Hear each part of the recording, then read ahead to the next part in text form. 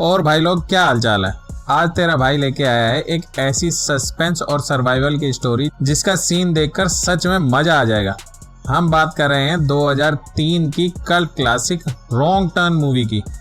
भाई इसमें जो कलेश है ना, और जिस तरह का ब्रूटल क्राइम होता है, तुम्हारे रोंगटे खड़े हो जाएंगे। तो ईयरफोन्स लगा लो और अकेले मत सुनना।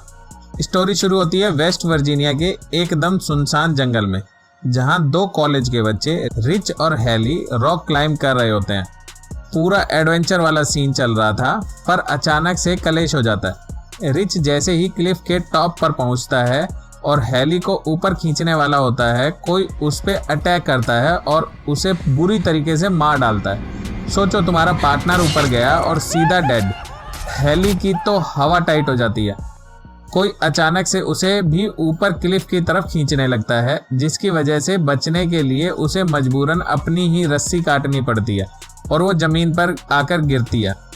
वो अपनी जान बचाकर भागने की कोशिश करती है, पर भाई उसकी किस्मत इतनी खराब है कि वो आगे जाकर बारबेड वायर, कटीली तारें जो होती है ना, उसके एक ट्रैप में फंस जाती है और कोई उसे चीखते चिल्लाते हुए वापस जंगल के अंदर खींच लेता है।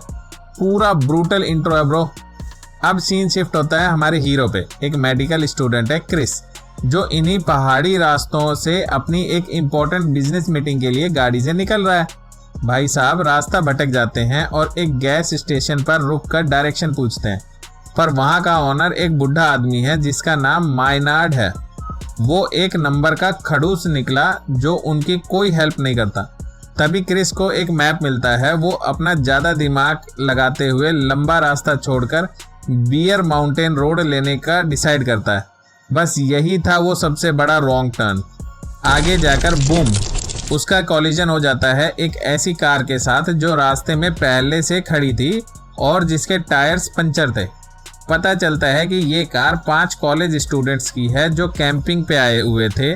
जेसी, कार्ली, स्कॉट, इवान एंड फ्रैंकिन।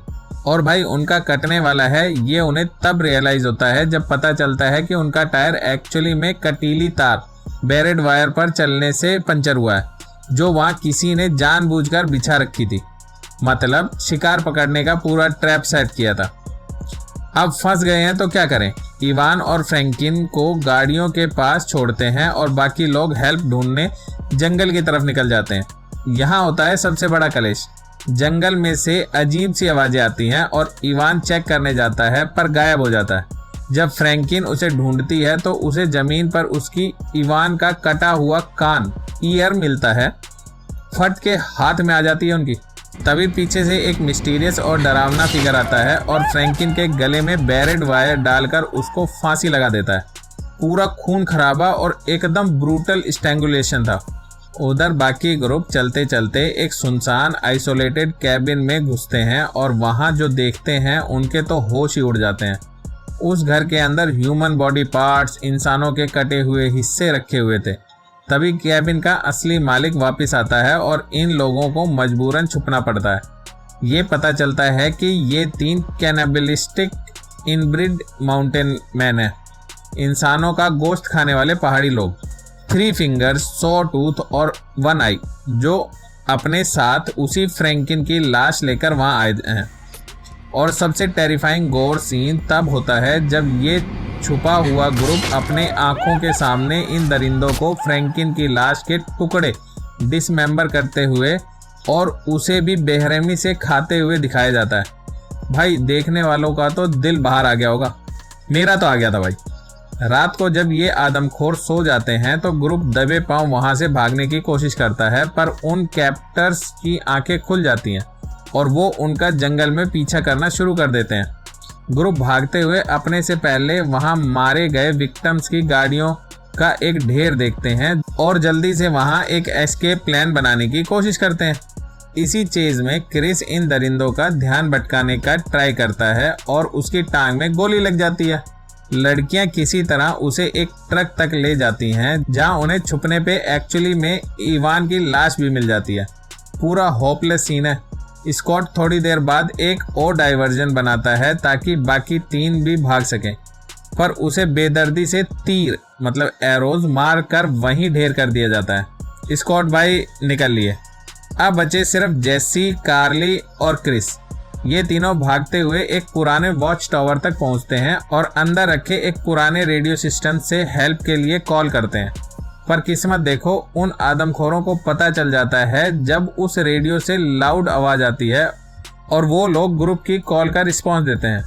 जब वो दरिंदे टावर के अंदर नहीं घुस पाते तो वॉच टावर के नीचे से आग लगा देते हैं, जिसके चक्कर में इन तीनों को आग से बचने के लिए आसपास के पेड़ों पर कूदना पड़ता है।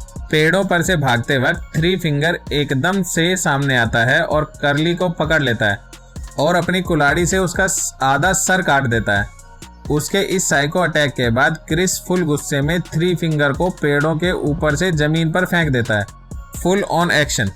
उसके बाद जेसी और क्रिस भागकर एक गुफा में घुसते हैं और वहां झरने वाटरफॉल के पीछे छुप जाते हैं। सुबह होती है और उन्हें लगता है कि वो थोड़े सेफ हैं, पर उनकी किस्मत फिर धोखा देती है। कैनिबल्स उन्हें ढूंढ लेते हैं और तुरंत क्रिस को पहाड़ी से नीचे धक्का दे देते हैं और जेसी को उठाकर वापस अपने कैबिन की तरफ ले जाते हैं। पर क्रिस भाई इतनी ऊंचाई से गिरने के बाद भी सरवाइव कर जाता है। उसे आगे एक पुलिस ऑफिसर मिलता है, पर खुशी 2 सेकंड की भी नहीं टिकती, क्योंकि पीछे से 100 टूथ आकर उस पुलिस वाले को गोली मार देता है। क्रिस चुपके से जंगल में वापस छिप जाता है। 100 टूथ उस मरे हुए ऑफिसर की चाबियां लेता है और पुलिस ट्रक ड्राइव करके कैबिन की तरफ चलता है, जबकि क्रिस बहुत सॉलिड दिमाग लगाता है और ट्रक के नीचे फ्रेम पकड़कर लटक जाता है ताकि वो जेसी को बचाने वापस जा सके। कैबिन पहुंचते हैं और वहां का सीन बहुत ही ब्रूटल है। जेसी को बेड से बांध दिया गया है और वो अपनी आंखों से देखती है कि वो कैनिबल्स उस मरे हुए पुलिस वाले का सर एक झटके में काट देते हैं। खून खराबे का तो पीक है ये मूवी। पर तभी अपना हीरो क्रिस वहां एंट्री मारता है, कैबिन में आग लगा देता है और उस डेड पुलिस वाले का ट्रक सीधा कैबिन के अंदर दे मारता है। दोनों तरफ आग लग जाती है। क्रिस फटाफट जेसी को खोलता है और जैसे ही दोनों वहां से भागते हैं, क्रिस पीछे पलटकर एक फ्यूल टैंक पर गोली चला देता है और पूरे कैबिन का ब्लास्ट कर देता है। पूरा बदला कंप्लीट। दोनों सर्वाइवर्स उन दरिंदों के ही पिकअप ट्रक में बैठकर वहां से निकल जाते हैं। रास्ते में जब मायनार्ड का गैस स्टेशन आता है तो क्रिस गाड़ी रोकता है और उस दीवार पे लगे मैप को फाड़ देता है, जिसे देखकर वो रास्ता भटके थे, और फिर वहां से दोनों ड्राइव करते हुए निकल जाते हैं। भाई सीन देख के लगता है सारा कलेश खत्म हो गया, दी एंड। पर हॉरर मूवी है भाई, ट्विस्ट तो आना ही है। फिल्म के मिड क्रेडिट सीन में हम देखते हैं एक डेप्यूटी शेरिफ जिसने पहले वॉच टावर वाले रेडियो की कॉल रिसीव की थी, उस जले हुए कैबिन का पूरा सीन इन्वेस्टिगेट करने वहां आता है। और तुम सोचो वहां मिट्टी के अंदर कौन बचा था? Three finger. भाई वो दरिंदा जिंदा था उस ब्लास्ट के बाद भी।